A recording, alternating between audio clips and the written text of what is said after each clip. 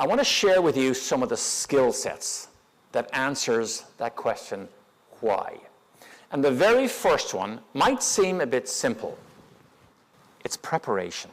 But preparation in my business, unlike any stick and ball sport I know, and the Super Bowl is coming up very shortly, and if a great quarterback has poor preparation and he makes a mistake and he throws a bad pass, he might lose a down.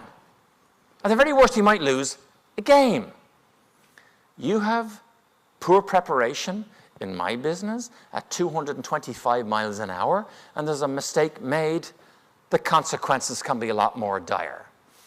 But when I look at preparation, do you think it's a coincidence that when I do my television interviews on the front of the starting grid at the largest race in the world, the Indy 500, do you think it's a coincidence that right up the front of the grid, I will inevitably see the best painted, best sponsored, best prepared cars right up the front of the grid?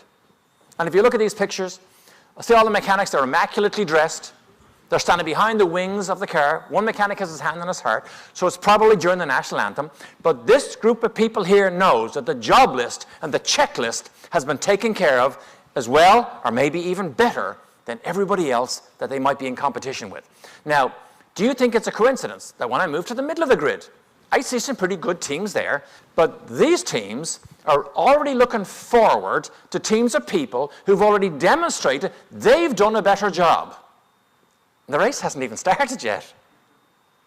Now, do you think it's a coincidence that when I move to the back of the grid, I no longer see as many immaculately dressed mechanics, and I no longer see as much sponsorship on the cars?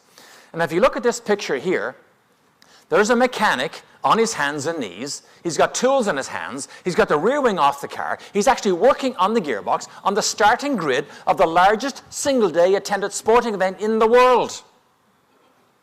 Now, do you think it's a coincidence? Statistically, the fallout and the failure rate at the Indy 500 also starts from the back of the grid, because it is directly proportional to the preparation they put in before they go against the competition. And the back of the grid is inevitably populated by teams of people who wish things hadn't changed so fast, and they only wish it could be like it was in the years past. It never will be. Probably have all the resources available to them, just didn't avail of them. But there's a double whammy to being on the back of the grid in my business. A, you've taken yourself out of a position of advantage. The double whammy is you've potentially given an advantage or an edge to your competition. Now, what makes these presentations really worthwhile to me is if I thought everybody here took away one nugget. You can take away more, but if you take away one, this might be one of them. But let me ask everybody a question. As regards your preparation for what you do every day, where do you think you are on the starting grid of the race you are now in every day?